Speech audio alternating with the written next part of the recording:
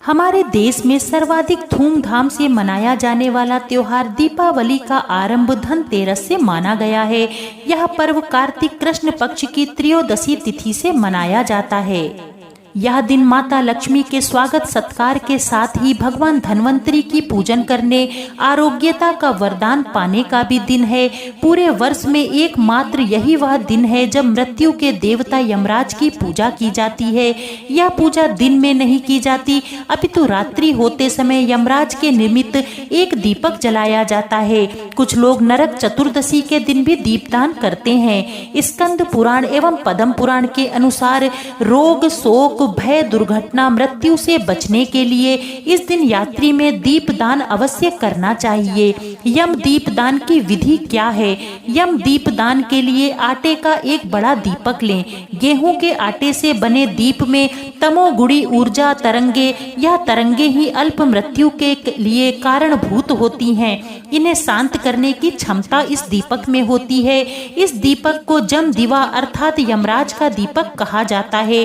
रात को घर की स्त्रियां दीपक में स्वच्छ रुई की 2 लंबी बत्तियां बनाकर उन्हें दीपक में एक दूसरे पर आड़ी इस प्रकार रखें कि दीपक के बाहर बत्तियों के 4 मुंह दिखाई दें। अब उसे तिल के तेल से भरें और साथ ही कुछ काले तिल भी डालें। इस प्रकार तैयार किए गए दीपक का रोली, फूल, चावल, गुड़ नैवेद्य से पूजन करें। उसके पश्चात घर के मुख्य दरवाजे के बाहर थोड़ी सी खील अथवा गेहूं से ढेरी बनाकर उसके ऊपर दीपक को रखना है।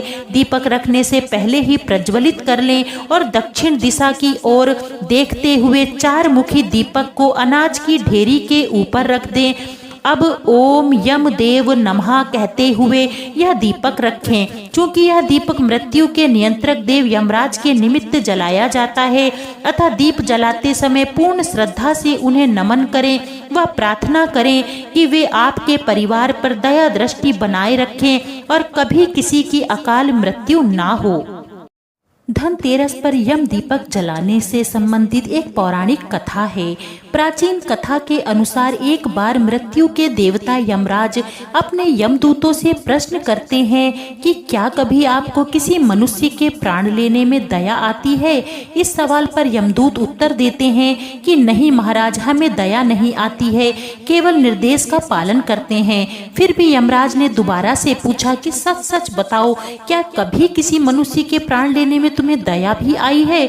उसके बाद एक यमदूत इस बात का उत्तर देता है और कहता है कि जी महाराज, एक बार ऐसा जरूर हुआ था जिसको देख करके मन में दया भाव आ गया था।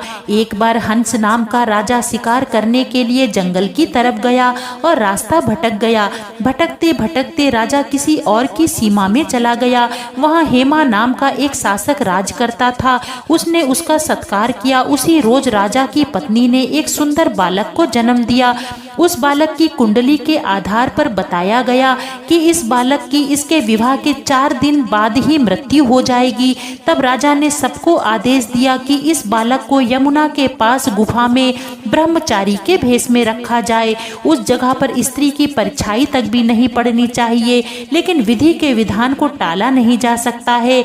नीतिवश राजा हंस की पुत्री यमुना तट पर गई और राजा के पुत्र को देखकर मंत्र मुग्ध हो गई। उसी क्षण दोनों ने गंधर्व विवाह कर लिया।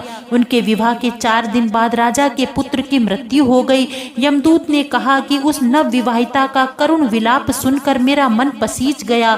सारी बातें सुनकर यमराज ने कहा, हम इसमें कर क्या सकते हैं? ये तो विधि का विधान है, हमको तो ये काम करना ही पड़ेगा। तब यमदूतों ने यमराज से पूछा, क्या कोई ऐसा उपाय है जिससे अकाल मृत्यु से बचा जा सके? तब यमराज ने कहा कि धनतेरस के दिन विधि विधान के साथ पूजा अर्चना और दीपदान करने से अकाल मृत्यु का भय नहीं रहता है।